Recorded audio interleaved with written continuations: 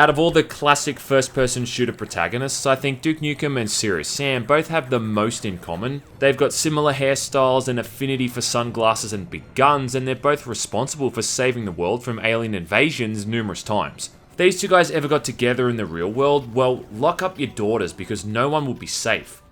Also, they've been two of the most enduring characters for the shooter genre. The original Duke Nukem came out way back in 1991, with Duke Nukem 3D in 1997, and Duke Nukem Forever in 2011. Was it any good? Yeah, but after 12 fucking years, it should be. The first Serious Sam game came out in 2001, and we got a copy of it when my dad bought a graphics card. The last proper entry in that series was Serious Sam 3 in 2011, oddly enough the same year as Duke Nukem Forever came out. And supposedly Croteam is working on a new game called Planet Badass, which is supposed to be out this year, but that's yet to be seen. So both of these characters have been around long enough that they've really earned their stripes and can be considered some of the cornerstones of the genre.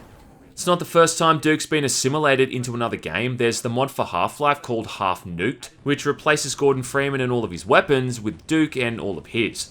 There's also an awesome mod for Doom called Duke It Out in Doom, which I've been meaning to do a video on for literally years now, but just never got around to it. Mostly because I was just busy with your mum. Schwacked. What I'm trying to do is find a way to segue into talking about a mod that someone sent me called Serious Duke 3D, which is kind of a remake of the first 4 levels of LA Meltdown.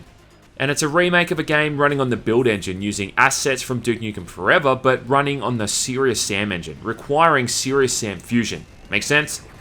Generally, I find that when someone tries to remake a game, the end result's often pretty piss poor. Like, I've nothing against the people who work on these kind of things, but they often just look and play like complete shit. Something about Serious Duke, though, is just really charming and appealing. I think because when playing it, you really get the hint that the person who worked on it just had a super fun time making the whole thing, and the fact that it's free to play probably helps too. And it kind of reminds me a lot visually of that fan project, Duke Nukem Reloaded, that got fucked over by Gearbox when they got a hold of the rights to the series. Now, first and foremost, this is mostly a visual update to the original game. And you get to play through the first 4 levels, Hollywood Holocaust, Red Light District, Death Row, and Toxic Dump, which is what I call my bowel movements. The whole thing starts off with this cheesy cinematic of Duke flying his ride across LA before those alien bastards shoot it down. Then you're on some familiar looking rooftops and soon back on the street, as you move towards the Red Light District. If you're at all familiar with the original game, which I would assume most people are if they're playing this, then the environments are going to look really familiar. And some of them are pretty much carbon copied from Duke Nukem 3D, just updated to make them look a bit more appealing visually, and you'll frequently see these areas throughout the mod.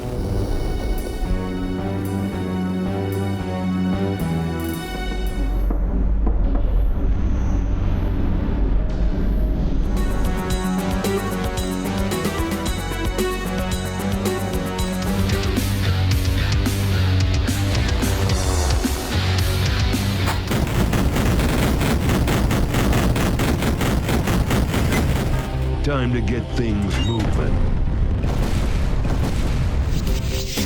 That's one doomed space marine. That's one doomed space marine.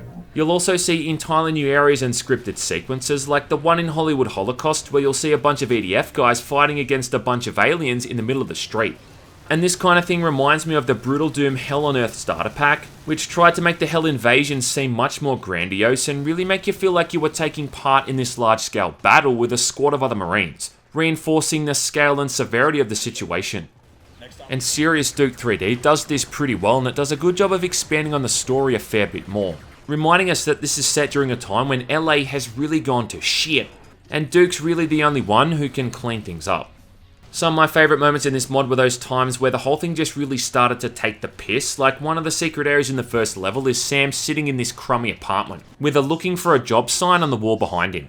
Then during Death Row you come across Shelley Harrison for some reason and even get to fight alongside her. A lot of the time when you enter certain areas, swarms of enemies are going to start spawning in and you'll have to stand your ground for a few minutes, taking out all of them before you can proceed. This is kind of where you see that Serious Sam influence coming across, and I think anyone who's played Serious Sam knows how often you just have to hunker down and defend yourself against seemingly never-ending waves of enemies. Just gives these familiar maps a breath of fresh air and makes it more of just a clone of the original, making sure it throws enough new stuff at the player to keep you on your toes. Like, you will see things you've seen before, but you'll also be surprised and caught off guard a lot of the time too. The behaviour of enemies like the pig cops and the assault troopers is a lot more like how they were in Duke Nukem Forever than it is in Duke Nukem 3D, especially the pig cops, which are now a lot more mobile like their 2011 counterparts. And the mod has also kept the fixed health system from Duke Nukem 3D, making you mindful of just how much health and armor you've got, which is good because regenerating health in a Duke Nukem game is fucking stupid. Where this mod really drops the ball though and starts to suck its own ass is the times when it tries to do too many new things.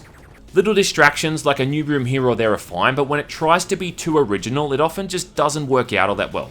Like the bit in Toxic Dump where you get shrunk down and have to run through that tiny vent and flip a switch, would take you like 1 or 2 minutes tops in the original.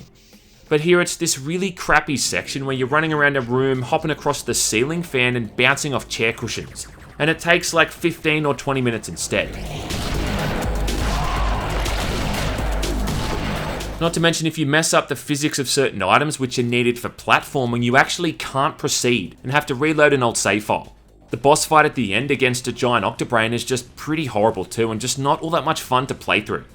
And that kind of all reminds me of the Half-Life remake Black Mesa, which has been in development for years now, and that's a remake I have a lot of issues with. And again, I think the best parts of Black Mesa are the times when it sticks closest to the original style and level design. Levels like Surface Tension, for instance, are still the best in the game, because what it does is just work off a solid template and try to improve it. When people start adding in dumb shit willy-nilly, it just fucks with the pacing and the balance of the whole thing. Like in Black Mesa, they thought it was a good idea to often extend the length of certain corridors or expand certain rooms, but those corridors and rooms were all designed that way for a specific reason.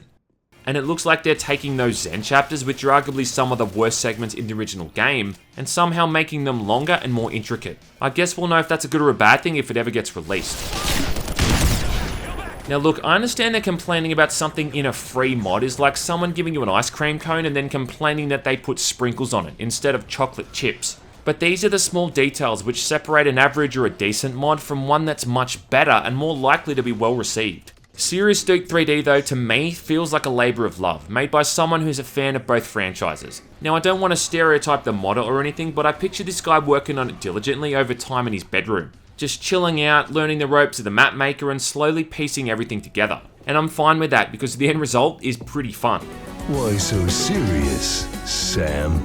I'd rather play something that's a little bit shoddy and sloppy, but that's something that someone's clearly put their heart and soul into, instead of some big budget polished title that's got no sense of personality.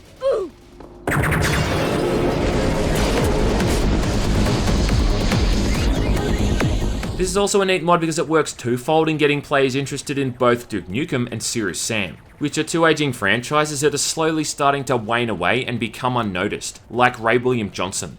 I don't know what the current situation is with the new Serious Sam game, and to be honest, the trailer they showed off was pretty boring and uninspiring. Likewise with Duke Nukem, his fate is kinda hanging in limbo at the moment, and not much information's really been given out on what they're planning on doing with him. Rumours are that 3D Realms have a mostly working build of the 2001 version of Duke Nukem Forever, but that rumour's about as reliable as a bungee cord made out of licorice. But while we all wait for a Medieval, Ion Maiden, that new 3D Realms Quake 1 engine game, Ramiro Sigil, and any other throwback first-person shooters I missed, I think messing around with Serious Duke 3D for the couple of hours it's going to take to finish it ain't the worst way to spend your time.